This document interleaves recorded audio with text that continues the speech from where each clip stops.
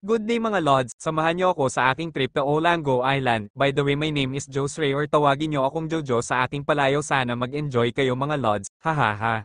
Ito pala ang sasakyan natin papunta sa pupuntahan ko mga Lods. Ito naman ang mga malalaking turi dito sa Lapu-Lapu, Cebu.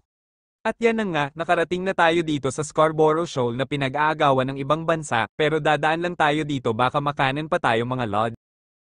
May naabutan pa tayong nagbibinta ng isda. Naatay barungoy para sa inyong mga banang way trabaho pero dagko kay lamoy. Naapuntay mamsa para sa inyong mga silingan nga mga marites nga ang baba gabasa.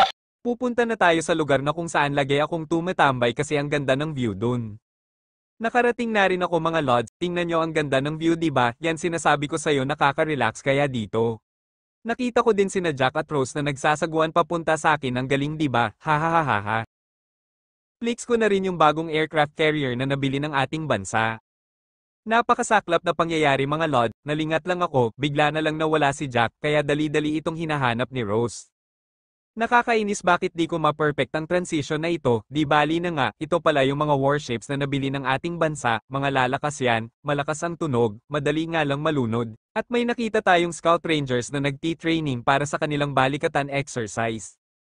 Ito na yung maghahatid ng resupply sa barkong nakasadsad doon sa bahura. At di inaasahang pangyayari muling nakita ni Rose si Jack na parang bahinang-hina, akala ko tuluyan nang nawala si Jack buti buhay pa rin siya. Ako pala ito mga Lods, pikito ko lang sa inyo yung lugar na bago tayo umalis dito. Kung di kayo nagandahan para sa akin maganda itong lugar na ito. Yung pauwi na tayo mga Lods, may nakita tayong mga warships na nakasadsad lang sa bahura, pero sa tingin ko mukhang matibay pa naman, goods pa ito para sa bakbakan. May naabutan pa tayong nagbibinta ng isda. Order isda! Isda! Tiyara! Order isda! Lupin! Tag 100 ang kilo! Di natin namalayan ang bilis pala ng oras. Magtatakip silim na nang ako'y makabalik at nakarating tayo dito sa Damaktan, Newtown. Salamat nga pala sa panonood mga Lods, sana na-enjoy ko kayo sa inyong panonood. Once again ako pala si Joe Ray or Jojo aking palayaw, peace out.